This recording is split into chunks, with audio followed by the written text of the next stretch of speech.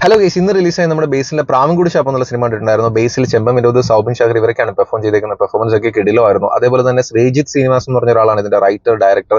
പിന്നെ അൻവർ റഷീദാണ് പ്രൊഡ്യൂസർ, ഷൈജു ഖാലിദാണ് സിനിമാറ്റോഗ്രാഫി, ബാക്കിംഗ് ക്രൂ ഒക്കെ വൻ പൊളിയാണ്. അപ്പൊ നേരെ സിനിമയിലേക്ക് വരുമ്പോഴത്തേക്ക് എനിക്ക് സിനിമയിൽ ഈ ടെക്നിക്കൽ സൈഡ് ഒന്നും എനിക്ക് അങ്ങനെ ഒന്നും ഒരു മോശമായിട്ട് ഫീൽ ചെയ്തില്ല. പക്ഷേ എന്നിരുന്നാൽ കൂടി ആ ഒരു സ്റ്റോറി വൈസ് എവിടേക്കോ എന്തോ കുറെ മിസ്സിംഗ് ഫീൽ ചെയ്തു. അതായത് എന്നെ സംബന്ധിച്ചിടത്തോളം ഒരു വൺ ടൈം വാച്ചബിൾ അല്ലെങ്കിൽ ഒരു ആവറേജ് സിനിമ എക്സ്പീരിയൻസ് ഒക്കെ ആയിരുന്നു. പ്രത്യേകിച്ച് ക്ലൈമാക്സ് ഒക്കെ എനിക്ക് കുറച്ചും കൂടെ ഒരു കൺവിൻസിങ് അല്ലെങ്കിൽ ഒരു സാറ്റിസ്ഫൈങ് ആക്കാമെന്ന് തോന്നിപ്പോയി. അതായത് അവിടെ ഇവിടെ ആയിട്ട് കുറച്ച് കോമഡി സീൻസ് ഉണ്ട്, അത് വർക്കൗട്ട് ആവുന്നുണ്ട്, കുറച്ച് ത്രില്ലിംഗ് സീൻസ് ഉണ്ട്, അത് വർക്കൗട്ട് ആവുന്നുണ്ട്. എന്നിരുന്നാലും മൊത്തത്തിൽ സിനിമ എങ്ങനെ ഉണ്ടായിരുന്നു എന്ന് നോക്കുമ്പോഴത്തേക്ക് എന്തൊക്കെയോ കുറെ മിസ്സിങ്, കുറച്ച് കാര്യങ്ങളൊക്കെ അങ്ങോട്ട് മിസ്മാച്ച് ആവുന്നത് പോലെ, അല്ലെങ്കിൽ ഒരു ഒരു ഒരു എന്താ പറയുക, ഒരു പൂർണ്ണത കിട്ടാത്ത രീതിയിലാണ് എനിക്ക് ഫീൽ ചെയ്തിട്ടുണ്ടായിരുന്നത്. വേണമെങ്കിൽ നമുക്ക് വൺ ടൈം പോയി കാണാം. എന്നെ സംബന്ധിച്ചിടത്തോളം എൻ്റെ ഒരു പേഴ്സണൽ എക്സ്പീരിയൻസ് ആണ്.